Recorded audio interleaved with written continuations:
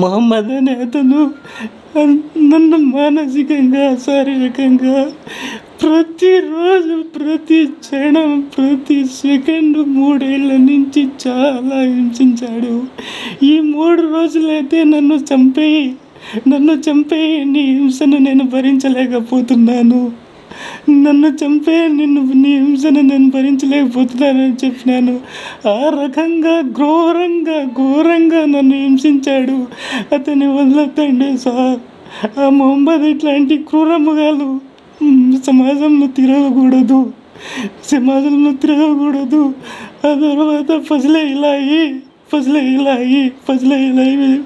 వీళ్ళ పెద్దనాయన కొడుకు ఫజలే ఇలాహి నన్ను పరోక్షంగా, ప్రత్యక్షంగా చాలాసార్లు హత్య చేస్తానని చెప్పాడు. ఆ తర్వాత చెప్పింటే మన ఇంటికి కూడా మా అమ్మాయి దగ్గర వచ్చి నిన్ను కూడా హత్య చేస్తానని చెప్పింటే రాయచోటి వారి పోలీస్ స్టేషన్ దగ్గర జడ్జి దగ్గర విన్నపించుకున్నాము మేము. అక్కడ వెళ్ళకూడదు ఆ ముసలామె దగ్గర నువ్వు అని చెప్పి మందలించి పంపించారు.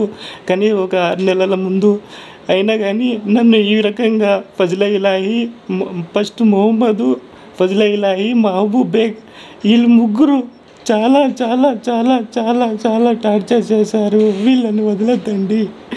నా భార్య మరియు అత్త వీళ్ళిద్దరూ ప్రోద్బలంతో వీళ్ళు ప్రొవోక్ చేసి వీళ్ళు ప్రొవోక్ వల్ల వాళ్ళు చాలా ఇబ్బంది పడతారు. మొహమ్మద్, అత్త ప్రొవోక్ ఎక్కువగా ఉంది వీళ్ళతోనే సార్ నాకు చాలా ఇబ్బంది ఉంది. మొహమ్మద్, ఫజలే ఇలాహి, మహబూబ్ బేగ్ ఈ ముగ్గురికి చాలా వీళ్ళకు చూసుకోండి సార్. మీరు సమాజంలో నాలాగా బ్రతకాలంటే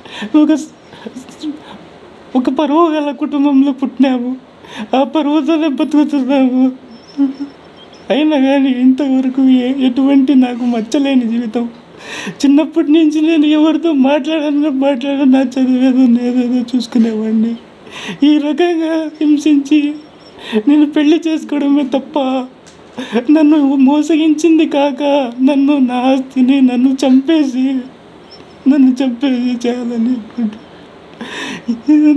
ప్రజాస్వామ్యంలో ఇది సాధ్యమా? మీరు దీనిపైన ఇంకొకరిపైన ఇది పునరుద్భవం కాకుండా మీరు దయచేసి తిరిగి పునరుద్భవం కాకుండా కాపాడండి సార్.